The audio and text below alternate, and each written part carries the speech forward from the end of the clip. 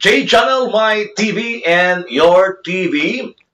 J Apollos on board, Podcast Live. Kumusta sa mga viewers sa entire Philippines, worldwide, live karong orasa. Mga televiewers sa J Channel o sa ato ang Podcast Live. Of course, karong orasa atong dakong garbo nga atong kauban, our guest, sa ato karong live interview ang regional governor sa WMR 14 sa Eagles Club, mga kaigsunan. Apan sa dilipang, una atong pasalamat atong mga nagpunang mga major sponsors, ang Pagadian City Water District, ZAMS Oricuan, ang LTO Region 9, Nax Enterprises, JH Auto Parts Supply, Daisy Meat Shop, Pamaran Dining Corporation, o of course, mga kaigsunan, ang LG Pagadian City, o ang Hardline Publishing, mga kaigsunan. This time, sa kabisi sa ato ang regional governor sa WMR 14, ato nung garabong ato magkuban karon si Governor Retired Colonel Singguan Yu. Kuya, kumusta o salamat sa oras o panahon. Welcome sa ato J Channel, J Apollos on board, Podcast Live. Live ka karong rasa.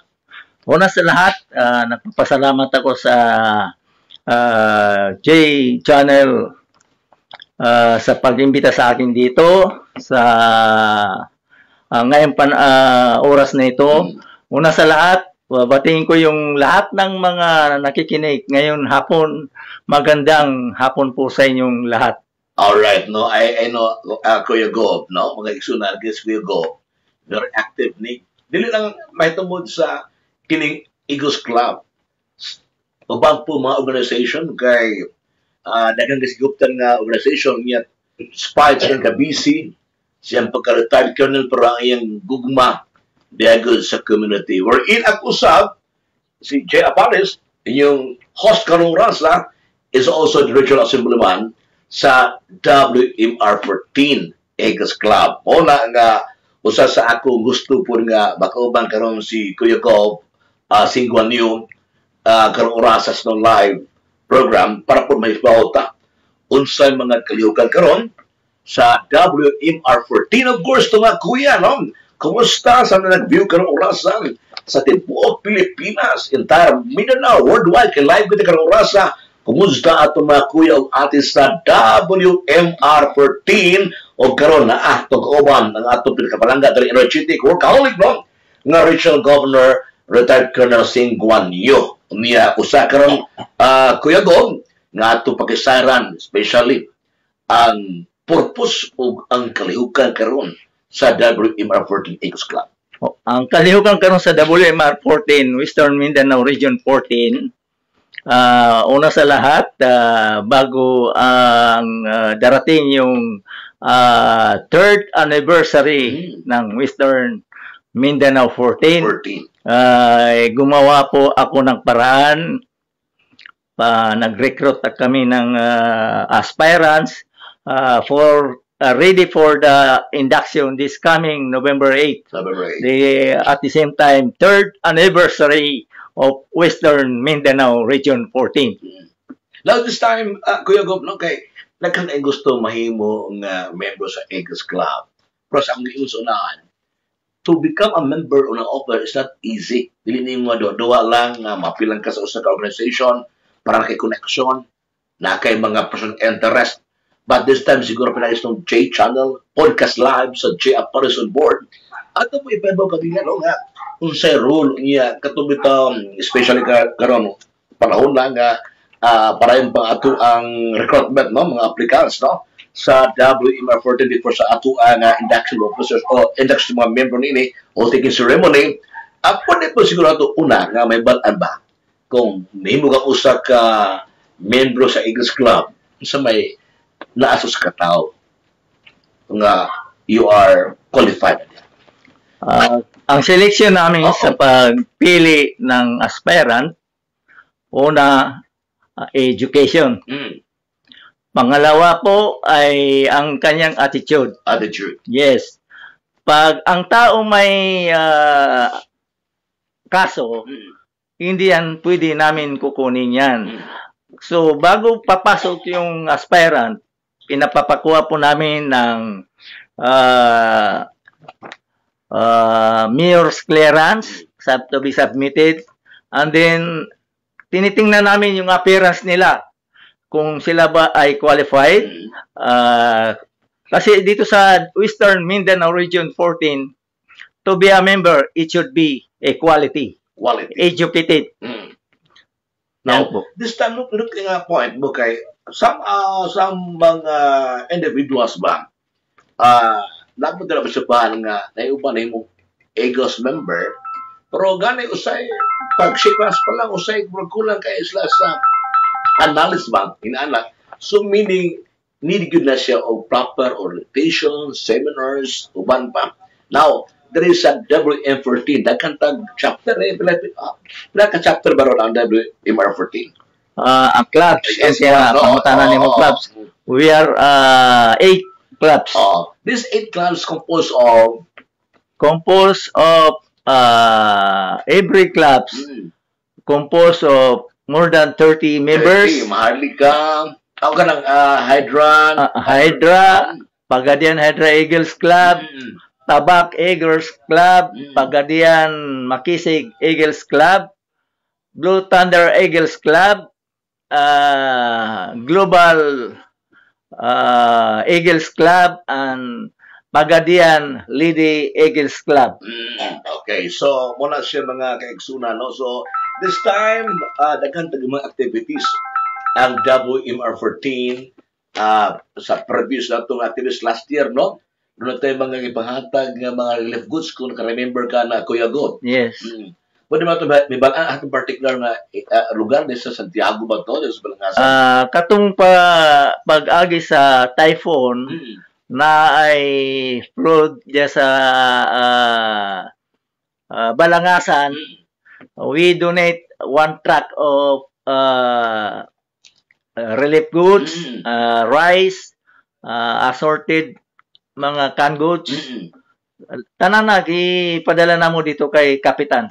Mapitaw na mga iksunan, no, sa kadaghang mga group of organization nag-invite nako, and even sa atong mga kuya sa Eagles Club, daghang mga chapter, di ba? Pero dito yung ko sa WMR14, kaya kung nakita si Kuya Go, deserving ba niya, kanang nagigugma din sa organization. Kaya gali, si Kuya Go, bako pa rin na hospitalized, no? Pero still kicking because ako yung taba, no? Aming yung tawag ka naman doon na kay pagbati, kay kinaunan nga maayo og dali kay ako mga anak nagpaabot sa ako ang kuan pag-uli sa akong lugar kay gipangmingaw to nako medyo psychological emotionally kuan ka lagi kay connect ba mo na karon na igsunan sa tuang podcast live sa J. Apollos on Board nako ka nag-chance no nga atlas no may balon bosuban nga kung sa Eagles Club kung sa malain-lain organization nga importante nga mo join ka sa usa ka grupo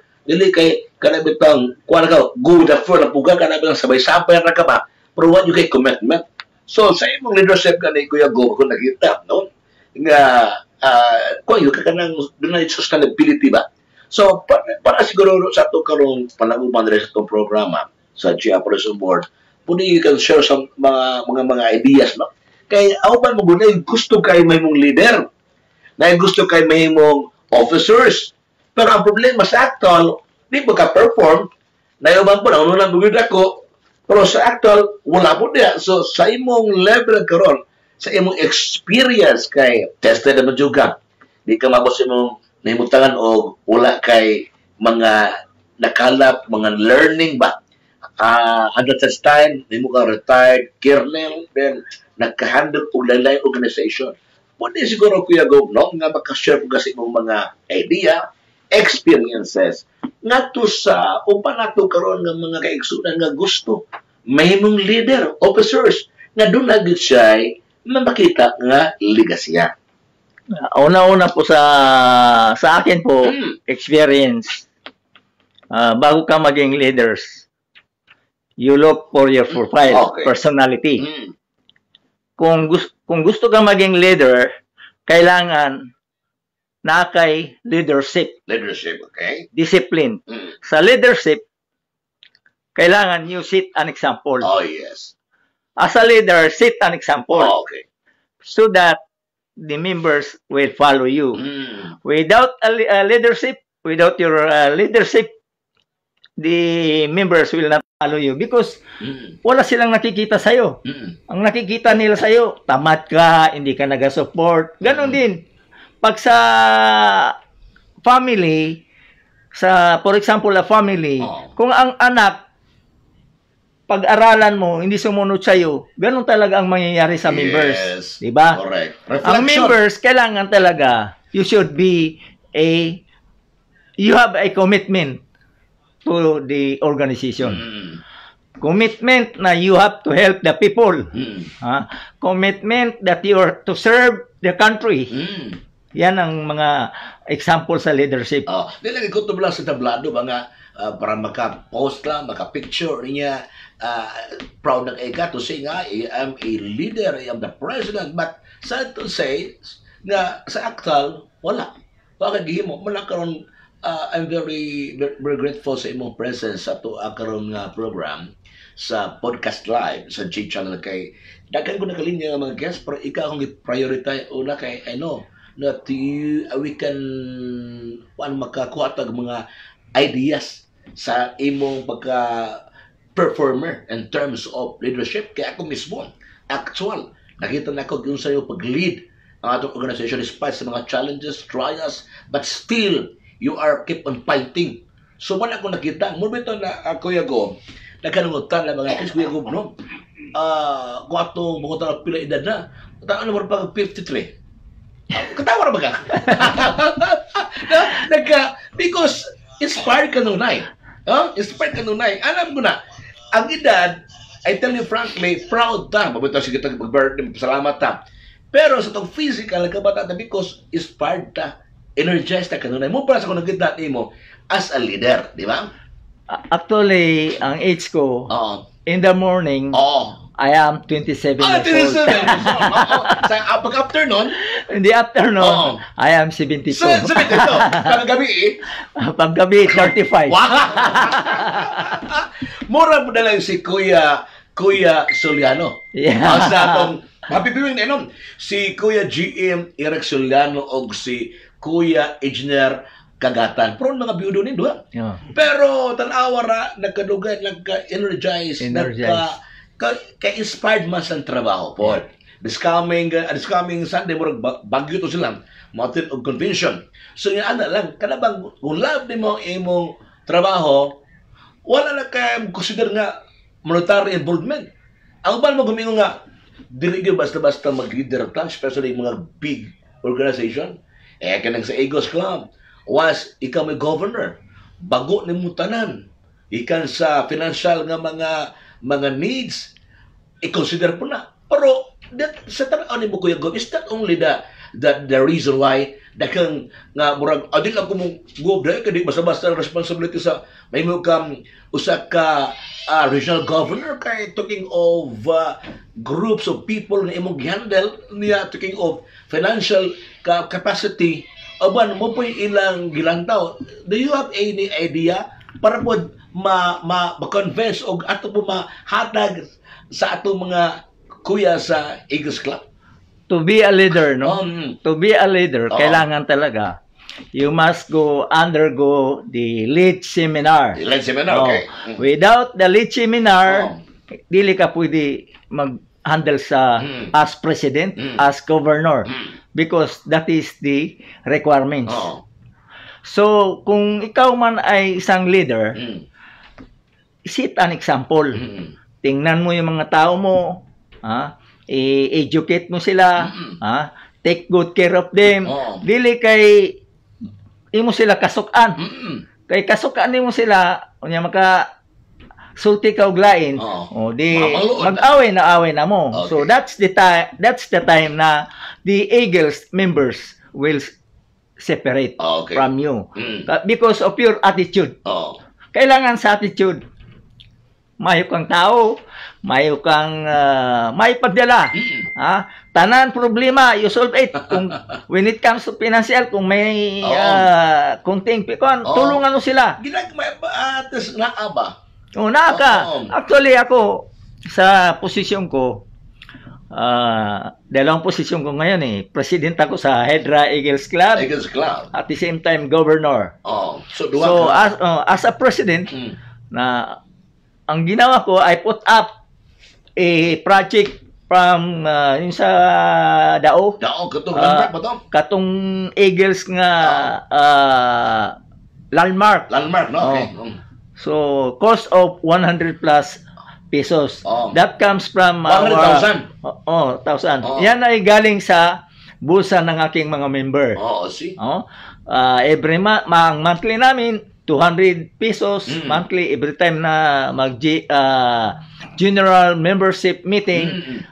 200 lang ang hinihingi namin. Yun ang put up namin sa project namin. So, yan nakikita ang leadership mo. What ipakita ito marong igilism ba? Diya, kanang kay legacy. Nga, while nakada, at this come to iga, na kay project na ginahimo, pero wala ginagingon sa unahan nga, karon tagsaray mga tao sama sa inyong potential, nga ni-acceptar og anong responsibility sila, o man mapingon nga, dugang sa responsibilidad from your home, then sa community. But sa akong gingon sa unahan, nga para sa imo karon nga and ako nakita no nga ikaw doon ay kanabitang dream ba, doon ay pagbati o doon ay danggo ba sa usa ka organization, especially kining sa WMR14. Ako manggod, if you dream big, you get. Kung una-una ka mag-dream ka nga mauning akong himuon, so makuha gyud nimo sa tungod sa imuang leadership.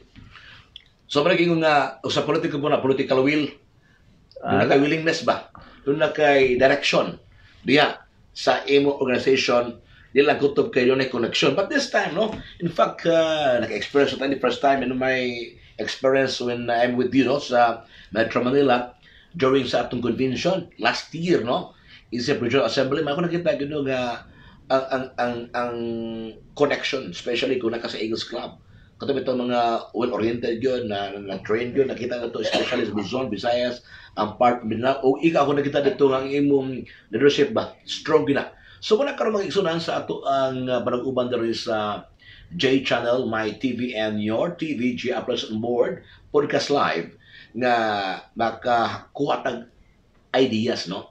Katong uban ingon nga, karon sa Pilipinas, gamay lang kayo wala ma-member sa Eagles Club. Ito tinuod na. Gamay lang kayo ang sulod karon because gamay lang kayo ang dili member sa Eagles Club.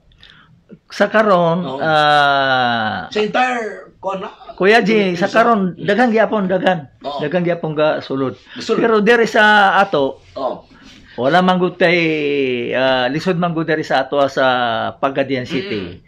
Kay galisod ang kwarta. Financial, no? Financial. Kay wala man diri flood control. Flood control. Wala yung flood control diri. Sa Manila, dagang kayo ang flood control dito. So dagang kayo gasulod. Dagang kayo gasulod. Dagang mga financial that's like capacity, financial capacity, no? Financial capacity. Ang point ba karon kuya Ugo, para pod may balance tanan sa atong program karon ba nga dagang maingon nga musugog Eagles Club, mahal pa kayo registration. Ang Luzon, di ba, depende sa chapter, no? Kaya ang Luzon ay 100,000, di ba? Yes. Naitag 80,000. 100,000 ang sa Luzon, Visayas. Diri sa ato is ako wala ko gapalisod magbalusulod og Eagles. Ang registration sa WMR14 is only 10,000. Gani gigas 14,000 to then dive to 10,000, di ba? Yes. Compare sa lain lugar. Even in Sarangani, Sarangani province. The members there is only 5. 5 members. 5 members, They are belong to the millionaire. One members, ang ilang registration dito, 1 million. 1 million, imagine kaya 5 million. 5 million. Ang ilang kuan. Mao na sila isikat dito kay dako man ang ilang hatag. Oo. So kanang ilang hatag na usay i-request nila dito, they will put up usay school, usay mga Projects, no? projects dito nga kuan. Ana ang leader akuan sa leader. So many kuya go, depende ka na sa kani ang assessment sa regional governor or iyang recommendation og pilay pwede nga ibayad sa registration. Yeah. So managing bitaw nga adre sa atong area sa pagadian sa TV sa mga Peninsula region, we are very lucky to see no nga atong regional governor nakita niya ang kapasidad sa usa ka individual sa financial. Pero importante lagi sa kung nimo nga kanang well-oriented ka at the same time dunay gipagbati. Kaya sa mo invite ka niya kaya bitaw kuan kanang binugos-bugos ba. Muna ending ana hindi kabot na sa mahimo ng member lakwat sige na kalakwat sa. Sa ako mag-invite ko og aspirant dili ko mamugos. I will talk to them nicely. If they want to enter the organization, okay. Pero kung dili na ko pukson. Yes. Kay lisod man kay pukson nimo ang tawo walay kwarta. Ha? Pero sa ako ang pasudlo nako sa organisasyon nako katong nagi capacity, nai financial kwan. Dili ko mang-recruita ng mga baw-baw driver. Ikaw tapal. Kaya ako'y makatapal. Oo. Ako'y makatapal. Correct. That is practical assessment ba kay every organization nagitay contribution. Yes. Kaya sa itong purpose, may muta organization what ay padulungan. So nagitay mga projects o ato ng responsibilidad diya sa ato ang matag membro. So meaning it's a matter of how you budget your kwan ang imong financial nga mga karang needs, no? As long as kung mo-apply ka sa Eagles Club, unsa po yung mga advantage makuha nimo? Ang advantage na makuha na to is mailaanta sa katahuan, no? Makasuporta sa naigo og mga typhoon. Mao na ang makuha na to ang kayuan. Di ba? Kayo na to ang makuha na to dina. Ang ikaduha pod nga makuha na to is kanabitaw imong pagkatao. Connection. Ha? Ang connection makuha nimo na kay tanan man gud nagsulod og Eagles, mailahan ka sa mga dako nga tawo. Mailan ka connection na. Mao na importante ang connection. Bro, I tell you frankly, Kuya Gob, na kung nakita ba ito kay sa unang doon na yung organization, dili Eagles Club, sub-organizations nga, kanabitang gipasunod lang, nahulog mo na klaro ba, kay bisag kinsan, kung mata mag-underestimate o mag-degrade sa uban, pero kinamog na yung organization nga, sa mag-ingon, dunay criteria o dunay qualification, kay abitabo o bisag kinsa mo sudha wala klaro si mga background maot ang image o ang kredibilidad muna nga ni magubag yun ang club ang background muna karon ko nakita in general no some halos tal mga Eagles Club member ako nakita very deserving niya very professional nagpalahi gyud tungod sa orientation o ang sa pag-build ba sa organization even our mga dagkong mga politikos Pilipinas tanang mga even the president si former President Duterte tanan na halos na diya sa Eagles Club ako nakita mo muna ako nga chance kanang doon opportunity ba at i-grab ni pero importante nga nasabot ka sa organization yung gusto lang di kayo musudsud lang po ka diya wag ka na kakibalo unsa purpose unsa imong responsibilidad or commitment mo diya sa organization now karon ka-excited magud ang ato mga kuyas o atis no kay dali kay panahon karon October sa Picharon 16 October 16 na susunod semana last week of October November so ang ato ipabaw sa tanan karon sa ang deadline katong pwede ba makasabi sa application sa WMR14 anong unsay deadline unsa nga sa ilang aplikas pwede pa ba maka panawa ta og mga aplikante sa karon our third anniversary is fast approaching. Okay. I close already the recruitment. So wala na. Wala na. Okay. Tapos now we are now in the survey community service for 3 months. 3 months. Yes, 3 months. Nanami sa 5 eyes karon. 5 eyes na. So pwede ba ato ibaw sila usan yung 5 eyes? Ang 5 eyes mao na ang introduction, interview, incubation, initiation, and induction. Okay. Mao na ang 5 eyes. So ato ibalos to mga kaigsunan no nga close na ang application. Close na ang application karon. 5 eyes.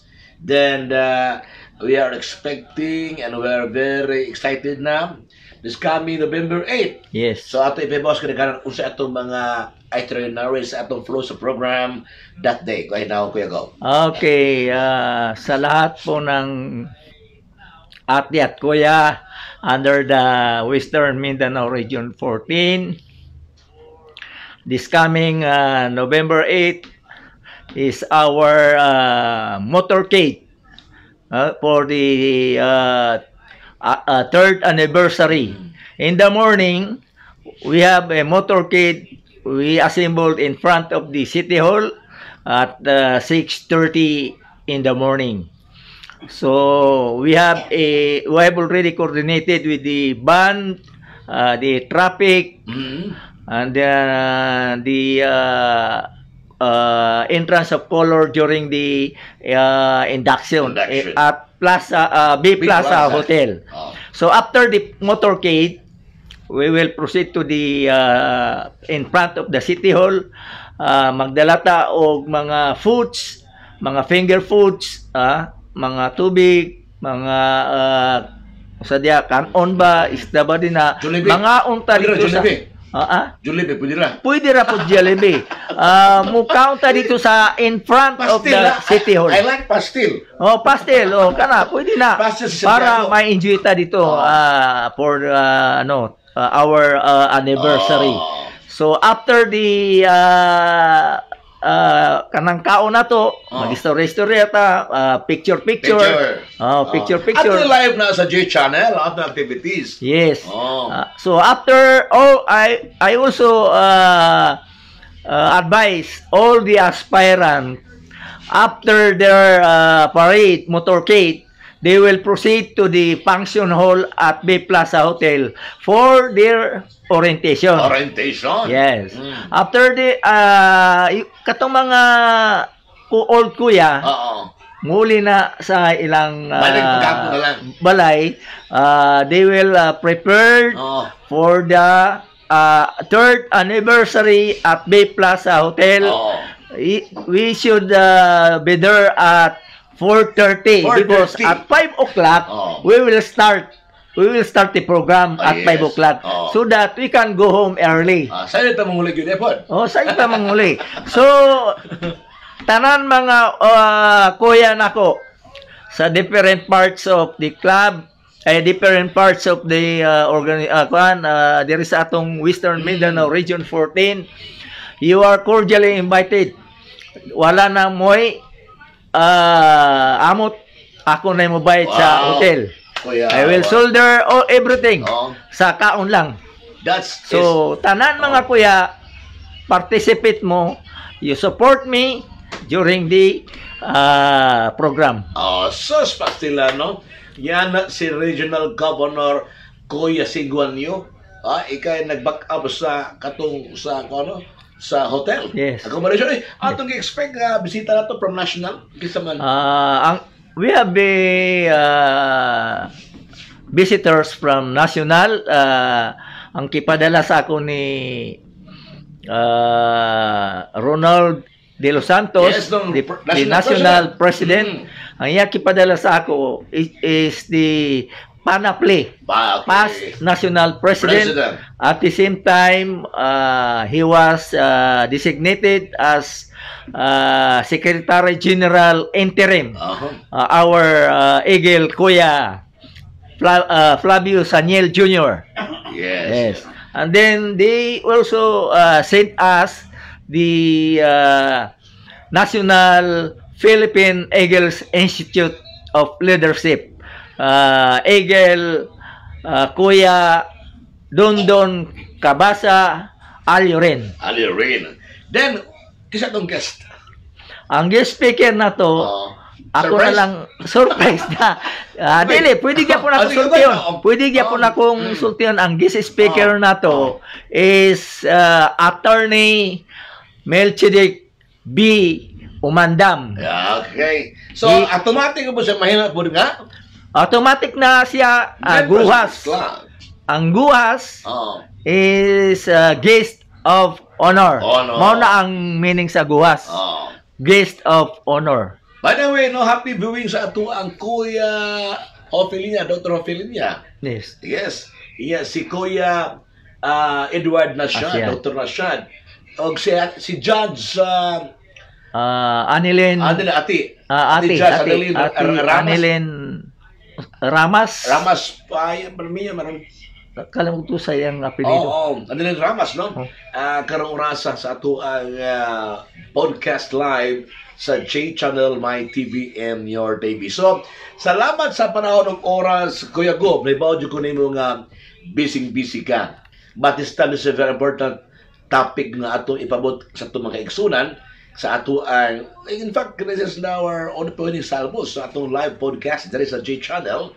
O ako una yung nag-guest ka, naibaw dyan ko nga this time, importante kayo nga ang atong mga kuyas, mga aunties sa Eagles Club, and even sa atong dili pa member, may ba sila unsay purpose ini, labi na ang ato ang WMR 14. By the way, atong pasalamatan itong mga major sponsors, si City Councilor Engineer Roger Asidilio. Together we can make a difference. City Councilor Lance Co o ato siyang branch manager yung mga siya mo ay kuan din nalaki sa Boss Coffee sa Pagadian City. Nax Enterprises, Mindero Medical Center. Kamusta dia Dr. Samuel Mindero III og Pamaran Lending Corporation, Daisy Meat Shop, GH Auto Parts Supply og ang atong LTO chip sa nakabayan sa Pagadian, LTO chip Alan Makabangkit may sunan. This time, Kuya Gob, imo karon nga closing statement at the same time doon pa kay ka dugang pa nga mga informasyon alang sa atong mga viewers karon orasa. Go ahead now. Ako masulti lang sa tanan, no, kung kisay gusto mo sulod sa Eagles, diri lang sa WMR 14. Kay ang WMR 14, it is a quality region. I will make the region as the best quality among the region. Alright, there you have it. Our very own workaholic, energetic, retired Colonel Sing Guan Yu, our regional governor of WMR 14. Sa akong director, Daricio de Travis, J. Apalis sa J-Channel, My TV, and Your TV, J. Apalis on board, Podcast Live. God bless. Kanatong tanan.